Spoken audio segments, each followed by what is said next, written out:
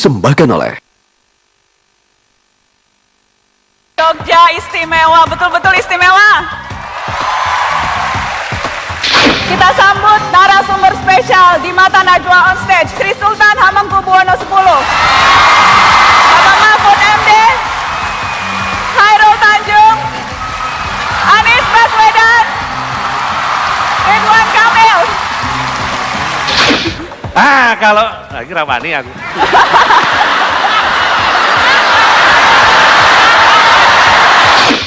Kalau diminta untuk memilih satu superhero yang kekuatannya ingin diambil, dicuri, untuk bisa memperbaiki negeri. Fantastic Four, Iron Man, seperti Kresna, Jadbal, The Avenger.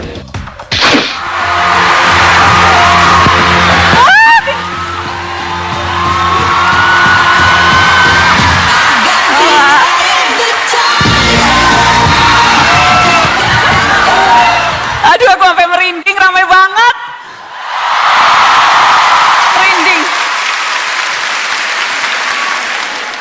Aduh, sampai luar-luar, aku mau dada sama yang di luar Terima kasih banyak sudah hadir hari ini di Mata Najwa on stage.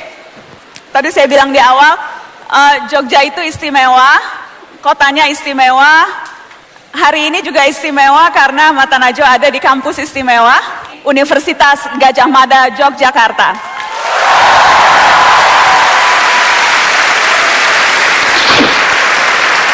Selamat datang di Mata Najwa, saya Najwa Shihab, tuan rumah Mata Najwa. Sejarah Indonesia tidak bisa lepas dari Yogyakarta.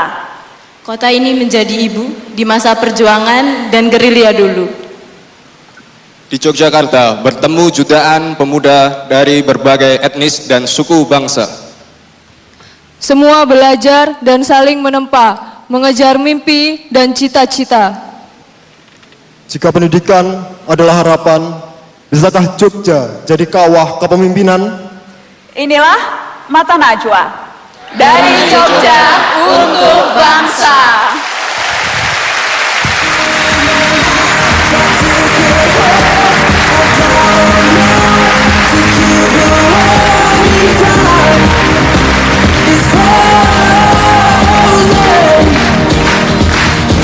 Kita sambut narasumber spesial di Mata Najwa on stage, Sri Sultan Hamengkubuwono X. Bapak Mahfud MD, Khairul Tanjung, Anies Baswedan, Ridwan Kamil.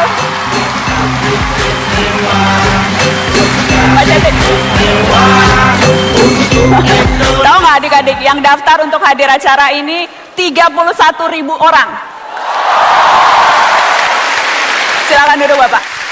Yang di samping saya ini mungkin tidak perlu diperkenalkan, tetapi Narso dalam kita nonton sedikit ya. Profil Sri Sultan Hamengkubuwono ke-10 berikut ini.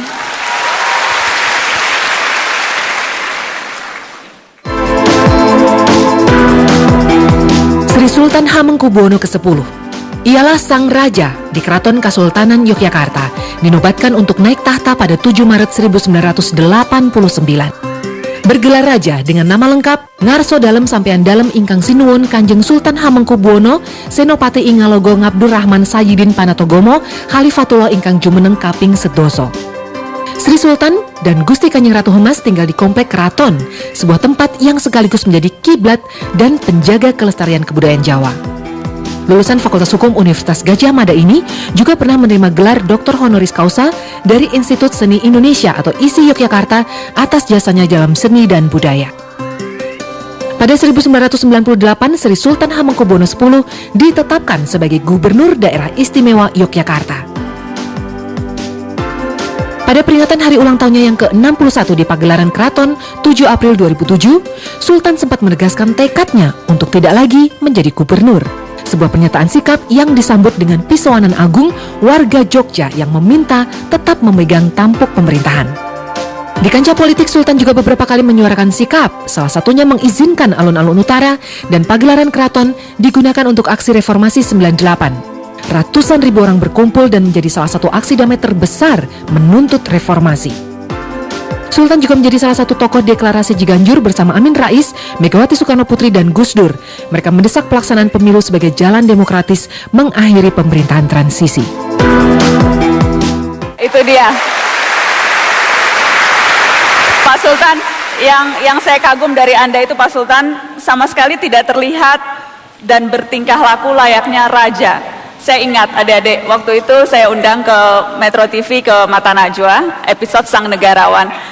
Datangnya sendiri, betul-betul sendiri, tanpa ajudan, tanpa siapapun, tanpa dayang-dayang, betul-betul sendiri datang dan pulang sendiri. Sendiri saja bisa berjalan kok. Nggak berorang ya. Berorang. Tapi beda, pejabat lain itu kalau datang setingkat bupati aja itu 20 orang kali rombongannya. Nggak perlulah. Tidak perlu. Jadi beban. Malah jadi beban. Tidak, itu yang luar biasa. Tidak pernah merasa perlu menunjukkan kekuasaan dengan dikelilingi oleh orang-orang tertentu. Nggak perlu saya kira. Sudah cukup pede menjadi raja. Luar biasa. Ini juga orang Jogja. Pak Mahfud langsung angkat alis. Ceplas-ceplos belak-belakan, nggak pernah ada tedeng aling-aling. Ini dia Mahfud MD.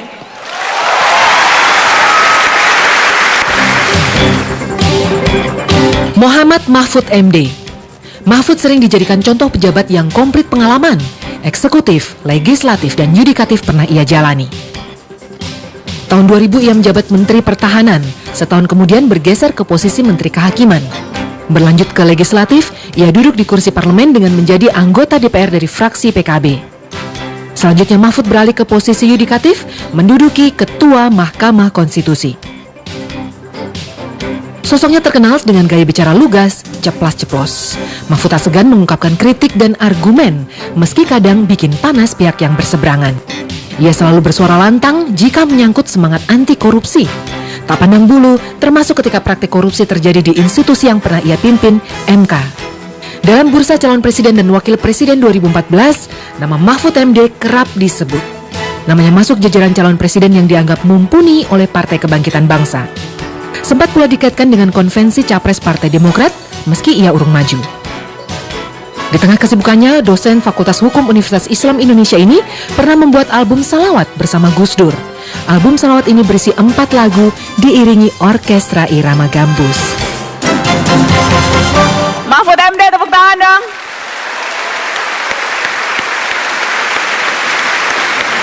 Pak Mahfud, sastra Arab sama hukum di UII. Iya.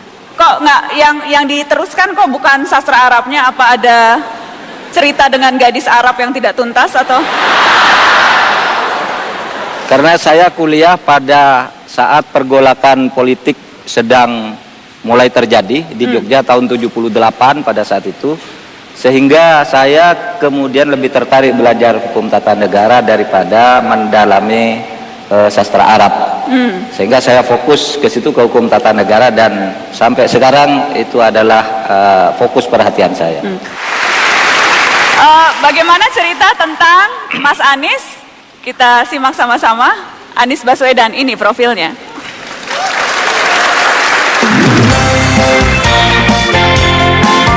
Anies Rashid Baswedan.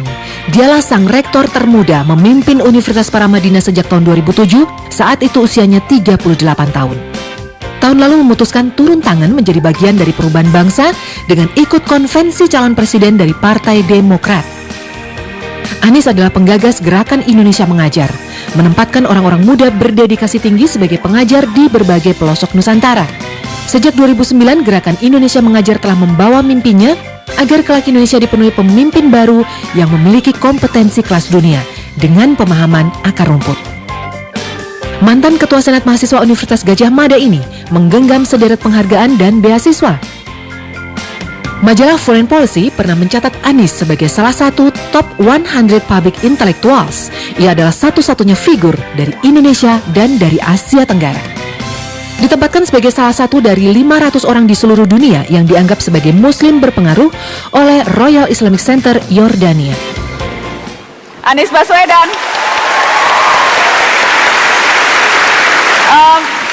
Mas Anies ini jadi produk asli Jogja ya, Mas? Ya, saya produk lokal di sini. Berarti tahu tempat paling romantis di Jogja tuh di mana, Mas? Jogja ini buat siapapun yang pernah berada di kota ini, setiap titik adalah titik romantis. Kalau orang Bandung gimana ya? Kita lihat profil Ridwan Kamil berikut ini.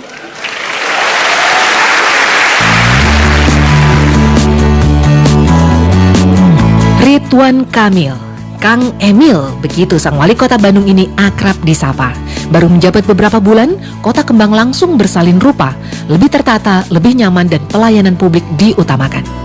Kang Emil menerapkan konsep kampung dan taman tematik. Jadilah Bandung kini memiliki kampung musik, kampung burung, kampung patung, taman zikir, taman baca, dan lain sebagainya. Bandung juga punya hari tematik, semisal Rebo Nyunda, Kamis Inggris, Jumat bersepeda. Sarjana Teknik Arsitektur Institut Teknologi Bandung ini lulus dengan nilai A++, kemudian mengambil Master of Urban Design di University of California, Berkeley, Amerika Serikat. Ia mendirikan firma arsitek Urbane alias Urban Evolution. Urban juga kerap disebut singkatan dari Urang Bandung. Urban telah mengerjakan lebih dari 500 proyek arsitektur dan urban design di benua Amerika, Timur Tengah maupun di Asia. Itu dia Ridwan Kamil, Wali Kota Bandung yang baru kepilih. Kang Emil, apa bedanya Jogja sama Bandung? Lebih banyak miripnya daripada bedanya. Miripnya apa? Miripnya jumlah mahasiswanya banyak sekali. Di Bandung juga lebih dari 80 universitas sekolah tinggi, sama-sama kota wisata juga. Dan kemarin juga ketemu wali kota Jogja, beliau menyampaikan minat untuk punya bis wisata seperti Bandung juga, yang insya Allah nanti kita kerjasama. Dan saya bisiki kita bikin aja Sister City Bandung Jogja gitu. Pak Hairul Tanjung ini adik-adik orang terkaya nomor 2 di Indonesia.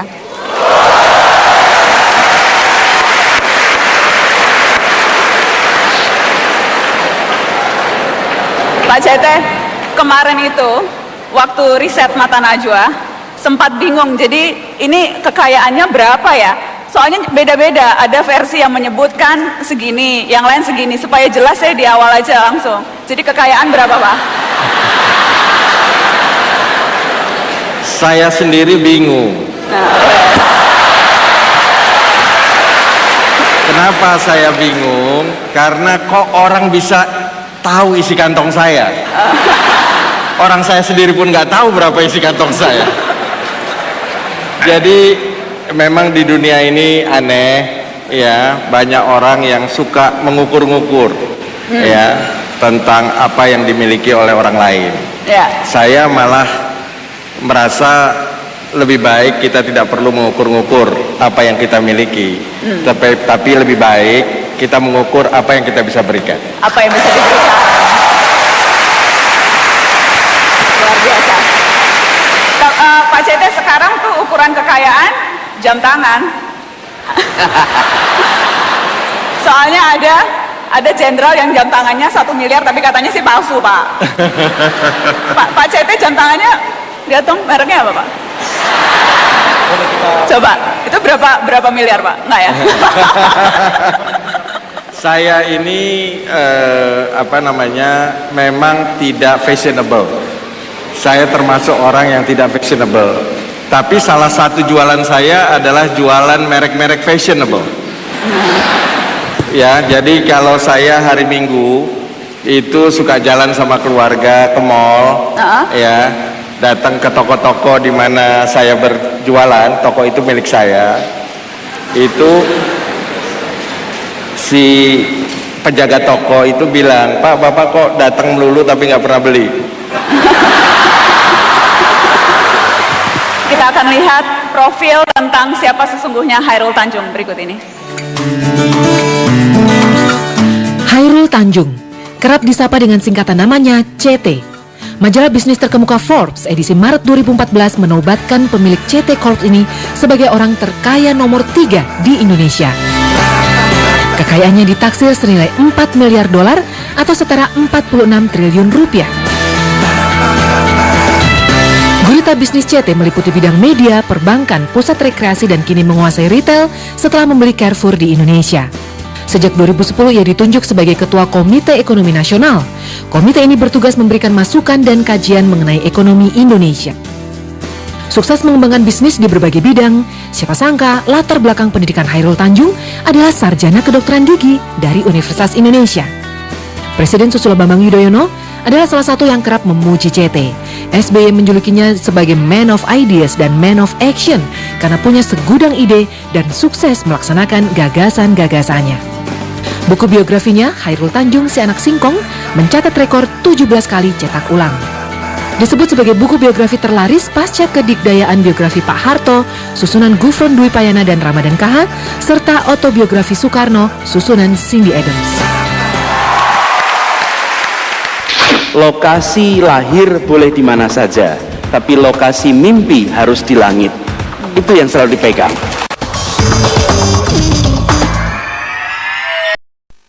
Tema Mata Najwa siang ini dari Jogja untuk Bangsa, salah satunya adalah ingin menularkan ke adik-adik teman-teman sekalian. Ingin tahu cerita di balik kesuksesan. Ingin tahu apa sesungguhnya yang menempa masing-masing tokoh-tokoh yang ada di sini sehingga bisa berada dalam posisi saat ini. Sekarang tuh seringkali orang hanya melihat hasil jadinya, tidak tahu bagaimana proses di belakangnya. Saya ingin ke Pak Sultan. Pak Sultan, waktu itu Bapak pernah bercerita tentang nasihat ayahanda yang begitu menggetarkan dada. Saya ingin Pak Sultan juga berbagi cerita tentang nasihat itu ke adik-adik mahasiswa. Kamu mau nggak berjanji sama saya pada waktu itu? Kamu harus berjanji bahwa semua orang harus bisa kamu lindungi. Ya, biarpun mungkin orang itu tidak senang sama diri kamu. Yang kedua, tidak boleh melanggar peraturan negara, pemerintah. Saya sanggupi, ya. Yang ketiga, lebih berani mengatakan yang benar itu benar, yang salah itu salah. Sebelum saya jawab, saya interupsi. Kenapa ada kalimat lebih berani? Lebih berani dengan siapa? Itu. Beliau mengatakan lebih berani dibandingkan diri saya. Dibandingkan ayahanda? Ya, beliau mengatakan itu. Saya mengatakan, saya tanya, kenapa? Saya mengalami dua presiden, Soekarno dan Soeharto. Saya kalau tidak setuju pada kebijakannya, lebih baik saya diam. Karena saya berpendapat diam saya itu supaya rakyat tidak terpecah belah. Sehingga saya minta, kalau manggil saya kan nama kecil, Mas Jun gitu. Ya. Harus berani mengatakan yang benar itu benar, yang salah itu salah, daripada diri saya. Sri Sultan. Pak Sultan merasa sudah bisa lebih berani sekarang? Cara saya dua. Saya dalam seminar mengkritisi secara simbolik. Tapi kalau saya tidak setuju dengan kebijakan entah itu Bapak Presiden, entah itu Menteri, entah itu Dirjen atau Sekjen, karena saya banyak kenal, lebih baik saya bertemu yang bersangkutan. Disampaikan langsung? Saya sampaikan langsung. Pak Mahfud, ada proses panjang tentunya yang dilalui sehingga bisa tadi di profil disebutkan Mahfud MD itu orang yang paling komplit di legislatif, eksekutif, yudikatif. Itu yang terlihat oleh mata. Tapi apa yang selama ini mungkin publik tidak banyak lihat? Proses apa di balik perjalanan panjang ini? Hampir sama dengan Sri Sultan tadi. Mulai dari nasihat ayah saya, ketika saya kecil itu diberitahu begini oleh ayah saya, Fud, kamu kalau ingin menjadi orang besar harus belajar. Dulu Nabi Sulaiman itu waktu kecil oleh Tuhan tuh ditawari 4 hal. Sulaiman, kamu apakah mau kekuasaan, mau harta benda yang banyak, mau istri cantik, atau mau ilmu? Nabi Sulaiman menjawab, saya minta ilmu, hai Tuhan. Sehingga Nabi Sulaiman itu dikenal seorang yang ilmunya paling banyak. Nah, dengan ilmu Sulaiman ini menjadi raja di raja. Dia menjadi orang paling kaya di sepanjang sejarah manusia, Nabi Sulaiman itu. Dan juga dia mempunyai istri cantik namanya Balkis. Nah, berdasar itu maka saya belajar terus sesuai dengan semangat yang dikumpulkan oleh ayah saya, sehingga ketika lulus SMTP saya menjadi salah seorang murid yang terbaik, sehingga dari Madura itu sekaresidenan saya dikirim ke Jogja untuk belajar di sini di sebuah sekolah pilihan. Nah, disitulah saya kemudian kenal bahwa ilmu itu begitu banyak di Jogja ini. Relatif saya merasa mencapai semuanya yang dinasihatkan oleh saya. Cita-cita saya semua tercapai, bahkan terlampaui. Mas Anies, apa yang menempa Anies Baswedan? Sebenarnya kalau ditanya apa yang menempa, kadang-kadang kita sulit ya jawabnya. Karena perjalanan hidup itu kita sering tidak tahu seperti apa. Tapi saya ingin berdasarkan pengalaman selama ini, lokasi lahir boleh di mana saja, tapi lokasi mimpi harus di langit. Itu yang selalu dipegang. Kemudian saya membayangkan dalam perjalanan hidup kita selalu punya pilihan-pilihan. Dan pilihan itu namanya juga perjalanan. Ada perjalanan yang datar, ada perjalanan yang menurun, dan ada perjalanan mendaki. Dan hanya kita yang tahu apakah kita sedang perjalanan yang mendaki atau menurun. Dan ini yang kalau kita sedang kuliah misalnya, mau belajar yang ekstra atau mau belajar yang sekedar cukup lulus atau mau sekedar santai-santai, itu menurun, datar, dan mendaki. Kalau kita pilih untuk selalu ambil jalan yang mendaki, memang pasti terasa berat, tapi insya Allah itu akan mengantarkan ke puncak-puncak baru perjalanan kita, apapun itu. Kang Emil ini wali kota Bandung baru 8 bulan tapi sudah menggebrak. Tapi ketika dulu terjun ke dunia politik, banyak yang menyayangkan. Itu kan udah jadi arsitek top, gajinya puluhan juta, tiba-tiba mau terjun ke dunia politik yang gajinya jauh lebih sedikit. Kenapa seorang Ridwan Kamil mau bersusah-susah jadi pejabat publik setelah hidup enak? Banyak dari kita mengalami persimpangan-persimpangan hidup dalam mengambil keputusan. Ya. Saya menjadi wali kota itu akumulasi kegelisahan. Kegalauan, kegelisahan ya. Bahasa anak sekarang galau maksimal gitu ya. Saya 17 tahun, profesinya arsitek, mendesain rumah, bangunan, kota di mancanegara, dan setiap saya datang ke luar negeri, saya melihat negeri-negeri lain kok berlari gitu. Sementara saya bagian dari negeri-negeri lain yang berlari itu. Saya menasihati wali kota di Cina, di Taiwan, dan seterusnya. Tiap pulang ke Indonesia, melewati Jakarta, Bandung, selalu ada kegelisahan, ini negeri ini harusnya bisa jauh lebih baik jika ada upaya-upaya ekstra gitu.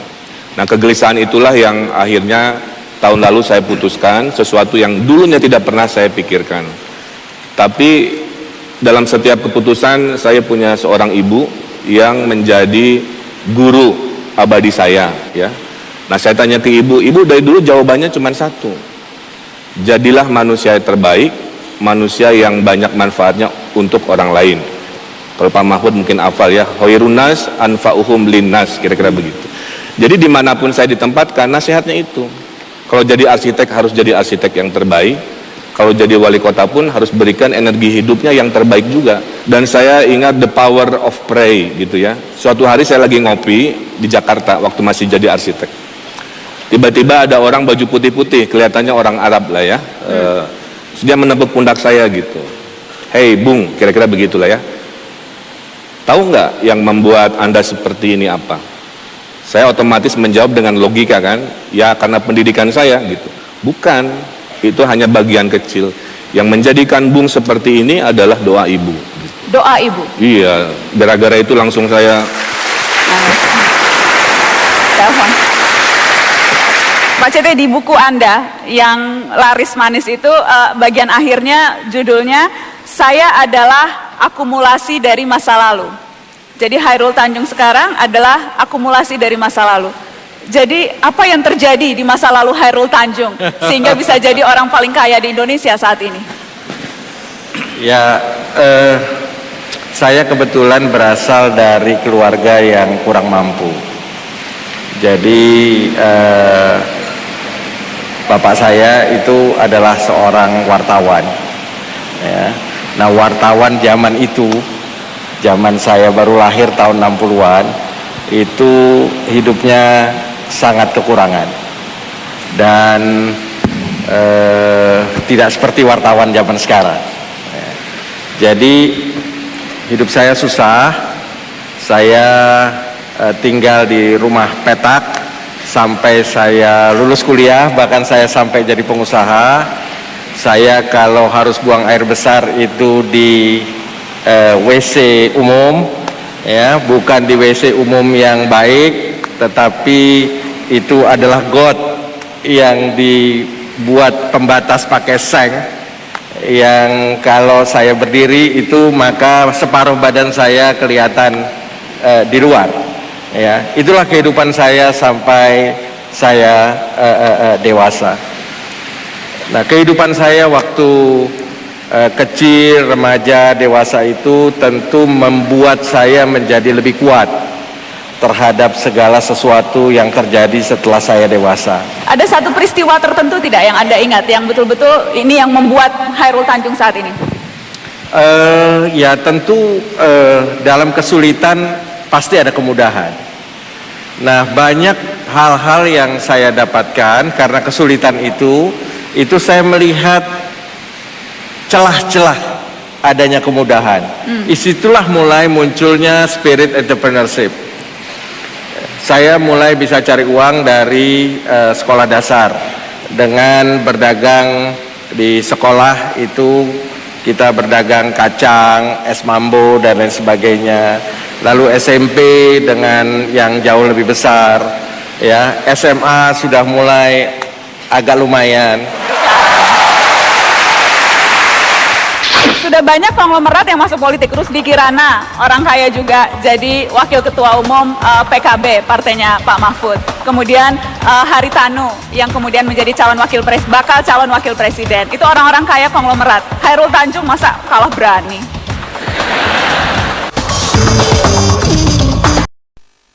Negeri ini sekarang memasuki salah satu fase terpenting. Agenda terpenting negeri ini, suksesi kepemimpinan, sudah di depan mata. Karena ada dua pemain, saya mengibaratkan Pak Mahfud dan Mas Anies ini pemain, jadi yang mengomentari yang di luar pemain saja.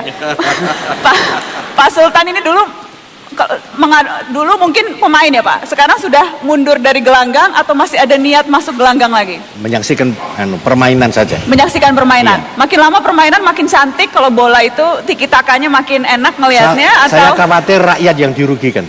Kenapa? Rakyat karena money politiknya terlalu berlebihan. Kekhawatiran terbesar ketika melihat pemilu legislatif kemarin soal itu, politik uang. Ya. Yang sekarang fase yang kita lalui sekarang, Pak Sultan, adalah fase menimbang koalisi. Dari Jogja, melihat apa yang terjadi di Jakarta, elit-elit saling bicara partai, saling bicara timang-menimang capres-cawapres, itu memang proses yang wajar atau sudah mulai tercium dagang sapinya? Ya.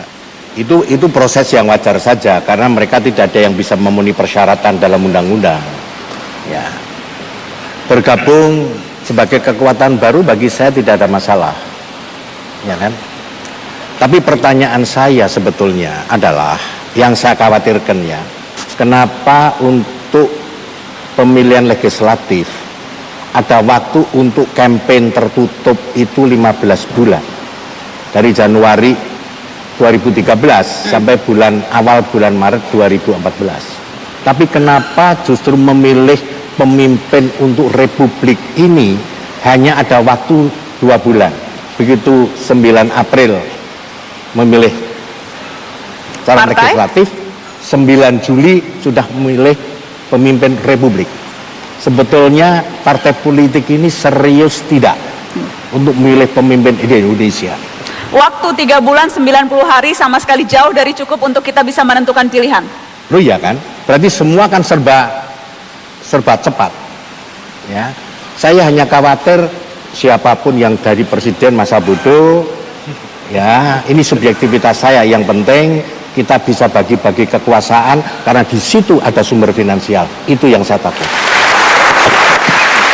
Peringatan besar, rakyat tidak dapat apa-apa, yang dapat hanya elit.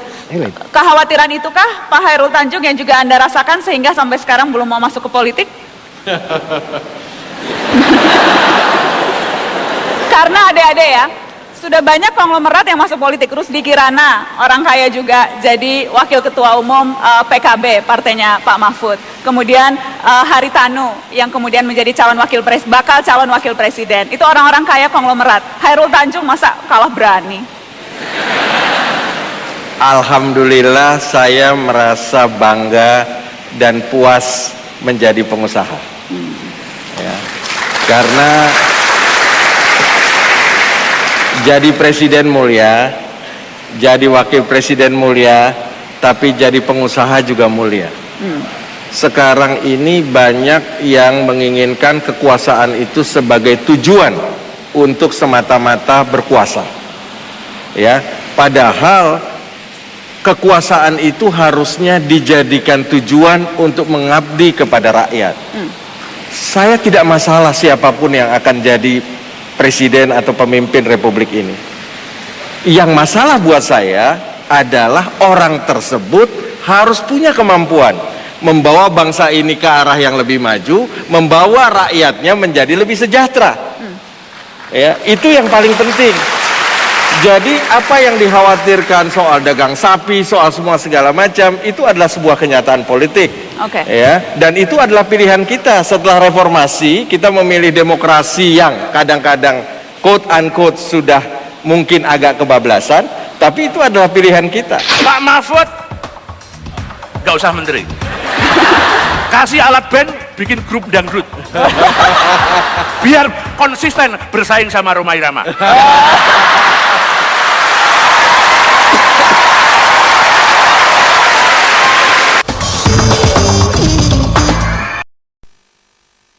Berarti kalau gitu intinya adalah mencari kriteria pemimpin. Tadi sudah disebutkan sedikit oleh Raja Jogja, sudah disebutkan kriteria oleh konglomerat. Kita ingin tahu apa kriteria pemimpin.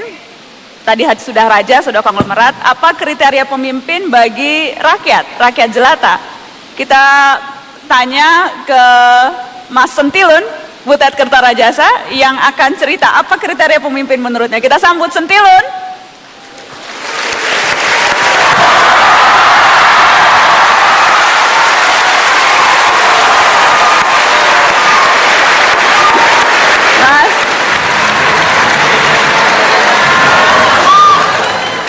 Mbak Najwa, saya ini benar-benar heran.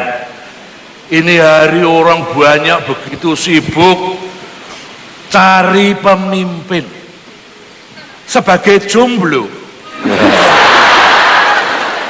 Yang saya butuhkan hari ini itu bukan pemimpin, jodoh. Saya itu cuma butuh seorang istri. Awet jadi duda, ya udah butuh seorang istri. Dan kalau bicara seorang istri yang pasti cocok untuk Sentilun, itu ya minimalnya Najwa Shihab.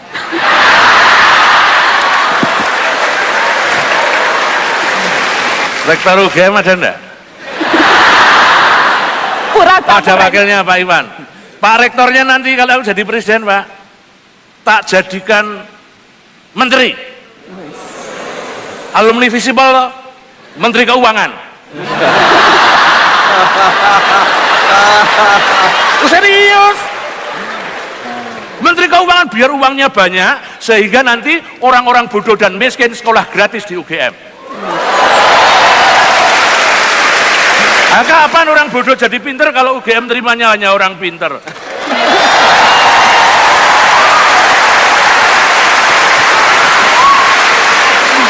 Rektornya jadi menteri, Pak Mahfud gak usah menteri, kasih alat band bikin grup dangdut biar konsisten bersaing sama Rhoma Irama.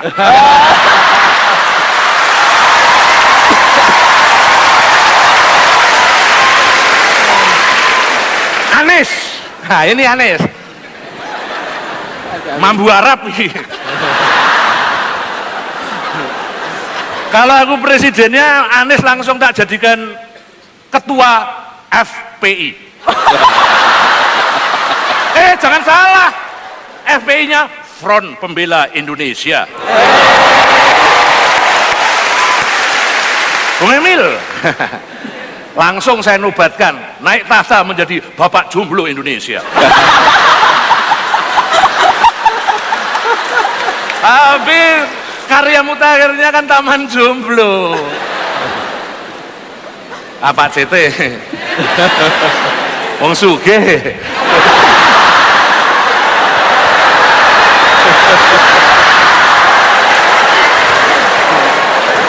Orang kaya itu boleh dikritik nggak ya? Ya, menteri anu aja deh Pak, menteri pertelevisian Indonesia spesial, spesial goyang sesar. Kalau ini rawani aku.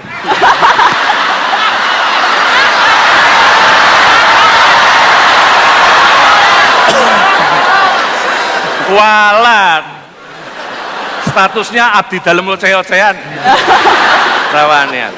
Tapi tetap Sri Sultan Hamengkubuwono ke-10 saya minta tetap sebagai gubernur daerah istimewa Yogyakarta saja.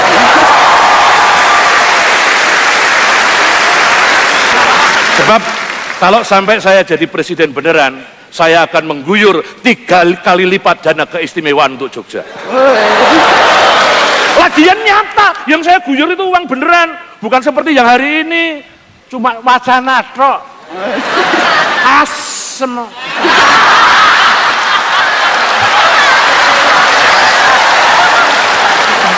Loh, di koran gembar-gembornya dapat dana keistimewaan, setetes pun nggak ada. Wah, totok pusat. Asem.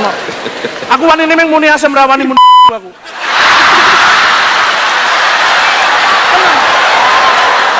Tapi ngomong-ngomong, Anda tahu nggak sih bedanya capres dengan seorang suami? Semuanya kayak goblok kabeh ya. Gak tahu, tak kasih tahu ya. Bedanya kalau capres itu pasangannya hanya boleh 1, cawapres. Kalau seorang suami pasangannya boleh lebih dari 1. Kalau saya sih pasti nderek ngerso dalem, anti poligami. Tidak ingin melukai hati istri. Kalau ngerso dalem anti poligami karena ideologi, aku anti poligami karena ora wani. Benar. Jadi aneh untuk saya ketika semua orang sibuk cari pemimpin, bahkan ada semboyan-semboyan mengatakan kita mencari pemimpin. Pemimpin kok dicari? Ini mestinya kita itu tidak mencari pemimpin, tetapi justru pemimpin yang mencari kita. Tuh. Jadi mestinya pemimpin itu rajin mengunjungi rakyatnya, bukan hanya mengunjungi saat pemilu tiba. Itu yang penting. Jadi setiap saat kapan saja pemimpin harus rajin mengunjungi rakyat. Saya pakai istilah rajin mengunjungi rakyat, bukan pakai istilah blusuan, bukan. Gak enak. Nanti disangka sedang memihak capres tertentu, enggak. Apalagi capresnya alumni UGM, enggak ada.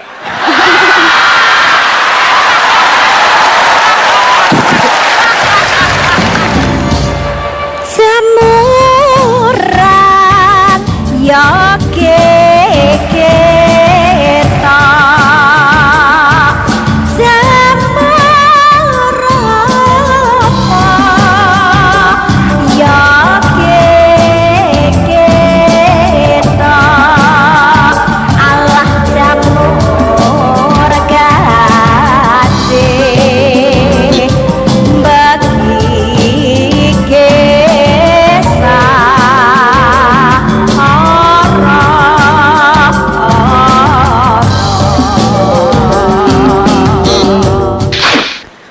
diminta untuk memilih satu superhero yang kekuatannya ingin diambil, dicuri untuk bisa memperbaiki negeri.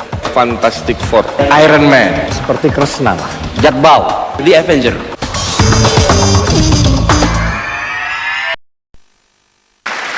kalau bicara kriteria pemimpin, bapak-bapak, adik-adik, ada yang bilang negeri sekompleks ini dengan permasalahan yang sebanyak ini, seharusnya yang dibutuhkan adalah bukan manusia biasa tapi superhero. Jadi saya mau tanya nih ke tokoh-tokoh yang ada di samping saya. Kalau diminta untuk memilih satu superhero yang kekuatannya ingin diambil, dicuri, untuk bisa memperbaiki negeri, Kang Emil mau jadi superhero apa dan punya kekuatan apa untuk memperbaiki Indonesia? Kalau melihat keruwetan Indonesia, superhero yang paling cocok menurut saya Fantastic Four. Fantastic Four. Karena bersatu kita teguh, bercerai kita runtuh gitu. Jadi Fantastic Four ini adalah superhero yang Pancasilais. Karena percaya dengan sila ketiga persatuan Indonesia. Harus milih satu, jangan 4. Nah, kalau milih satu, saya milih Batman. Filosofinya apa tuh? Kenapa milih Batman? Kalau Kenapa Batman itu mirip situasi sekarang di kota saya, kira-kira begitu. Batman kan ada Gotham City ya, kotanya yang perlu diperbaiki gitu ya, sedang banyak masalah. Nah, Batman-nya kan inovatif, kira-kira begitu ya orangnya, kemudian mapan juga dan mandiri. Batman ada Robinnya. Batman ada Robin, betul. Dan Robinnya orang Bandung? Robinnya orang Bandung ya warga-warga Bandung. Karena di Bandung ini menariknya orangnya senang kolaborasi, Mbak. Saya bikin gerakan 1 juta biopori dalam 1 minggu lebih dari 4.500 relawan. Jadi itulah Robin kecilnya orang Bandung, warga-warga yang mau turun tangan membela kotanya, karena kota kita tanggung jawab kita. Jadi ini slogan dari kami ya. Tepuk tangan dong Batman Bandung, Kang Emil. Pak Cete, yang dibutuhkan negeri ini superhero yang punya kekuatan apa? Saya itu idola saya Superman. Kenapa? Bisa terbang. Ya. Tapi lama-lama saya makin dewasa kan nggak mungkin orang bisa terbang. Ya. Berubah jadi Batman. Ya. Karena pakai mobil, pakai motor, wah keren. Tapi lama-lama perkembangan teknologi makin maju. Sekarang ada lagi Iron Man. Iron Man. Ya. Jadi yang lebih teknologi, lebih masuk akal, lebih segala macam. Dalam konteks Indonesia, ya artinya kita butuh orang yang mempunyai konsep, mempunyai tindak, perilaku, integritas dan lain sebagainya yang masuk akal gitu. Ya, karena kalau nggak masuk akal nanti biasanya kita lihat wah kayak Superman bisa terbang, tapi nanti kita kecewa karena ternyata jangankan terbang, lari aja susah. Nah, jadi ini yang barangkali menurut saya kita harus lebih realistik. Harus lebih realistis. Boleh tepuk tangan dong Pak Hairul Tanjung. Pak Sultan, superhero. Kalau bisa jadi superhero, memilih? Kalau saya superhero, kalau Jawa ya seperti Kresna lah. Kresna? Ya.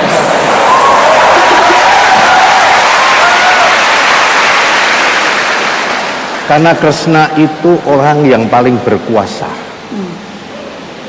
Dan dia punya visi, mengerti apa yang terjadi sesuai dengan zamannya. Ya. Sehingga dia bisa menempatkan diri. Ya. Di mana Kresna itu paling berkuasa tapi tidak merasa berkuasa karena kekuasaan diabdikan untuk masyarakatnya gitu. Tepuk tangan dong Pak Sultan. Kresna superhero-nya. Mahfud MD mau mencuri ilmu kekuatan superhero yang mana kalau dipercaya memimpin negeri? Jadbau. Jajbau. Jajbau. Seorang hakim di dalam cerita kuno Cina, kekaisaran Cina, itu yang sangat bijaksana dan sangat adil. Tapi tegas mencari nilai-nilai keadilan bukan di dalam kitab-kitab hukum, tapi dia mencari nilai-nilai keadilan di tengah kehidupan masyarakat. Tepuk tangan dong Jajbau, Mahfud MD. Terakhir Mas Anies, mau jadi superhero apa Mas? Iya, tapi gini kan, ini superhero sama masalah kita di bangsa Indonesia kan, kira-kira gitu. Konsep kepemimpinan yang menggerakkan, yang mengundang orang untuk merasa memiliki masalah mau terlibat menyelesaikan sama-sama. Dan republik ini didirikan dengan spirit itu. Di Jogja juga begitu. Saya rasa kalau ditanya jadi superhero, justru yang bisa membangun semangat untuk bersama-sama membereskan. Dan ini misalnya The Avenger. Misalnya, karena mereka ini the good guys stick together, ya kan? Kemudian di sini ada Iron Man, ada Thor, ada Hulk, ada Captain America. Jadi di sini gambaran kira-kira Indonesia sekarang justru membutuhkan kepemimpinan yang bisa mengundang semua orang untuk terlibat menyelesaikan masalah yang ada di Republik ini. Tidak perlu membedakan muslim dan tidak muslim. Jadi begini, sepertinya kita ini punya penyakit ketakutan gitu. Ini muslim yang mayoritas kok seperti apa tidak diperlakukan. Menurut saya selama konstitusi itu ditegakkan dengan benar, orang-orang Islam itu tidak usah khawatir. Hak-haknya tetap akan terlindungi menurut saya. Sebab silakan bertanya. Saya dari UIN, Sunan Kalijaga, Yogyakarta. Ya, senang banget bisa ketemu sama tokoh-tokoh yang sangat luar biasa. Dan saya ingin bertanya kepada semua tokoh, maaf ya Pak, ingin bertanya kalau misalnya bapak-bapak di depan ini menjadi pemimpin atau siapapun nanti menjadi pemimpin di Indonesia, karena saya dari UIN, saya ingin bertanya apa harapan Bapak atau apa yang akan Bapak-bapak lakukan terhadap Indonesia yang mayoritas muslim. Terima kasih. Wassalamualaikum warahmatullahi wabarakatuh. Waalaikumsalam. tidak perlu membedakan muslim dan tidak muslim. Jadi begini, sepertinya kita ini punya penyakit ketakutan gitu. Ini muslim yang mayoritas kok seperti apa tidak diperlakukan. Menurut saya selama konstitusi itu ditegakkan dengan benar, orang-orang Islam itu tidak usah khawatir. Hak-haknya tetap akan terlindungi menurut saya. Sebab kalau kita bicara kerusakan di negeri ini, orang muslim yang maju juga banyak, ada Pak CT, kita semua maju tuh. Orang Islam apanya yang dirugikan oleh negara ini, oleh orang muslim di negeri ini. Kalau bicara koruptor, yang paling banyak koruptornya itu muslim juga. Sama. Oleh sebab itu penegakan konstitusi dan hukum perlakukan sama kepada pemeluk agama apapun, kepada suku apapun. Itu saja cukup menurut saya. Itu yang sekarang tidak ada. Cukup. Nanti kita akan buka sesi berikutnya adik-adik, tapi kita dengarkan dulu. Oh ya Allah, kasihan ya, maju-maju sayang. Itu yang tadi, bisa nggak? Ya wes, yang ini karena teriak I love you jadi boleh naik ke panggung. Naik ke atas boleh mas? Salaman. Nama saya Gisneo Pratala Putra. Panggilan Saya dari sayangnya Leo. Panggilan sayangnya Neo. Neo. Ya, saya dari Teknik Mesin Universitas Gadjah Mada. Yang pertama ke Mas Anies. Dulu kita pernah bertemu di Teknik Mas waktu itu. Di situ saya menanyakan suatu hal ke Mas Anies dan jawaban Mas Anies itu sangat amat menampar saya waktu itu. Saya menanyakan seperti ini, Mas Anies, banyak sekali orang pintar Indonesia, banyak sekali orang cerdas di Indonesia. Mereka sekolah, kuliah di luar negeri dan tidak kembali ke negara Indonesia karena mungkin kehidupannya sangat tidak terjamin. Ya. Kemudian Mas Anies menjawab, mereka pasti akan kembali dan mereka pasti akan membangkitkan Indonesia. Tapi Mas, fakta lapangannya, kita tahu Indonesia punya mobil listrik, Selo dan Gendis. Itu sudah dibuat oleh orang Indonesia. Yogyakarta waktu itu mendatangkan mahasiswa, mendatangkan orang pintar dari Jepang yang berkebangsaan Indonesia. Setelah dibuat, itu izinnya nggak keluar-keluar Mas. Saya kuliah di Teknik Mesin karena saya memiliki sosok tokoh B.J. Habibie. Saya ingin membuat pesawat, tapi lulusnya Teknik Mesin itu susah. Nah, sadar diri. kita ya Allah, Mas kalau sorry aku korting cepetan supaya Oh, iya. yang lain gantian. itu yang salah orang Indonesia itu tidak nasionalis atau Indonesia yang apatis. Tapi kalau saya bertanya apa mimpi-mimpi bapak-bapak yang ada di sini yang belum tercapai, yang ingin dicapai?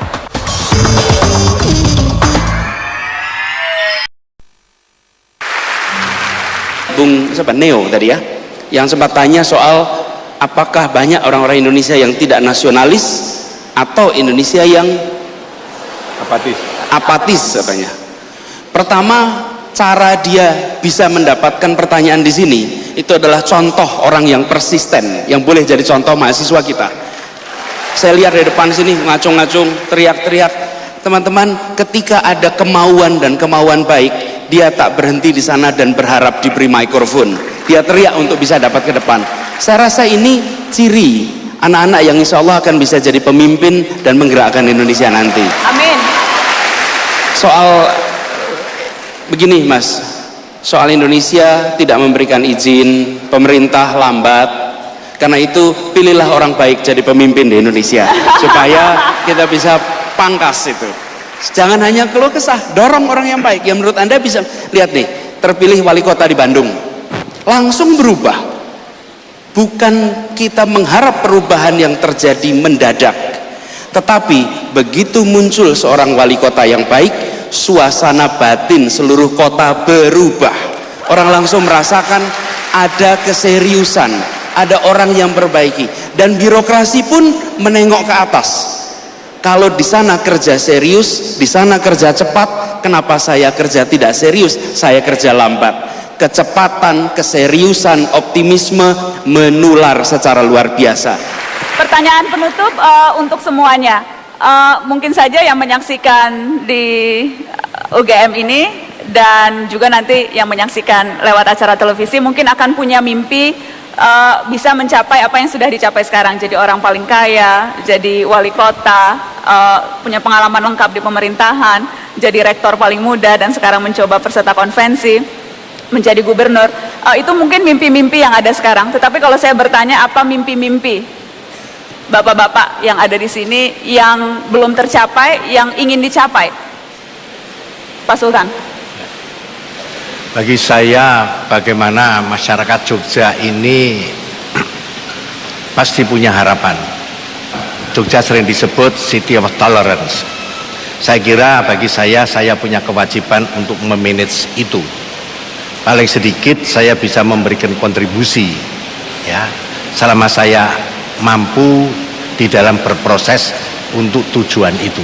Boleh tepuk tangan Sri Sultan Hamengkubuwono, terima kasih.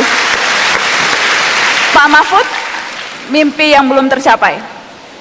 Kalau untuk masyarakat Indonesia, saya mengimpikan masyarakat yang bisa bekerja keras di dalam kejujuran. Itu saya kira yang penting untuk masa depan bangsa ini. Semua mari bekerja keras, kita punya modal yang cukup untuk itu, tapi di dalam kejujuran, sehingga manfaat itu bisa dinikmati secara bersama dan masif. Mas Anies, adakah mimpi yang belum tercapai? Visi, mimpi, keinginan yang saya miliki cukup dalam 3 kata. Indonesia yang sehat, Indonesia yang terdidik, dan Indonesia yang makmur. 3 itu akan membuat perubahan buat Indonesia kita. Gitu. Terima kasih Mas Anies Baswedan. Kang Emil, ada mimpi? Kita ini orang kaya banyak juga, orang pinter-pinter juga banyak, ya. Orang yang berkuasa juga banyak. Kekurangannya yang harus kita tutupi menurut saya masih banyak belum kompak, ya. Bergerak sendiri-sendiri dengan logika sendiri-sendiri. Padahal saya membayangkan, berimajinasi, jika semua kompak satu tujuan, tidak banyak mempermasalahkan perbedaan, kayaknya Indonesia bisa juara dunia, insya Allah. Itu mimpinya, Indonesia menjadi juara dunia, insya Allah. Terima kasih Kang Emil. Pak Cete, apa mimpi yang belum tercapai? Iya, saya tentu bermimpi pingin banyak sekali orang Indonesia bisa jadi pengusaha sukses, ya, bisa jadi entrepreneurs yang luar biasa, yang unggul. Tidak peduli apakah dia anak siapa, tidak peduli latar belakangnya apa, dengan kerja keras, dengan usaha maksimal, mereka bisa berbuat sesuatu, mereka bisa jadi orang sukses. Kalau mereka jadi pengusaha, itu mereka bisa mempekerjakan orang lain. Masih ada 30 juta orang Indonesia yang berada di garis kemiskinan. Dengan gerakan usaha entrepreneurs yang luar biasa ini, Indonesia akan jadi juara dunia, unggul, bebas dari kemiskinan, dan negara yang disegani di dunia. Amin, insya Allah. Boleh kasih tepuk tangan untuk semua narasumber yang ada, untuk Pak Sri Sultan, Pak Mahfud MD, Mas Anies Baswedan, Kang Emil, dan juga Pak Hairul Tanjung.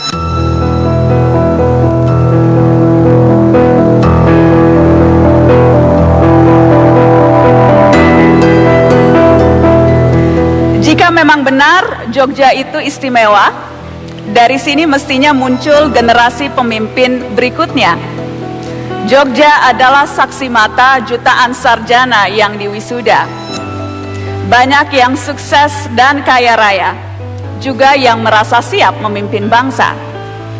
Pendidikan memang membuka banyak kesempatan, tapi pendidikan tak otomatis lahirkan kepemimpinan. Pemimpin tak lahir karena ijazah, tapi oleh kerja keras dan kepedulian yang terus diasah. Apa arti ijazah yang bertumpuk jika kepedulian dan kepekaan tidak ikut dipupuk? Apa gunanya sekolah tinggi-tinggi jika hanya perkaya diri sendiri dan famili? Bagaimana akan bersikap anti korupsi jika sejak muda hanya sibuk dengan urusan sendiri? Tak ada yang tiba-tiba bagi calon pemimpin bangsa. Kecakapan bukan salinan genetika. Inspirasi datang dari hidup yang tahan uji. Pemimpin muncul dari tempaan yang tiada henti.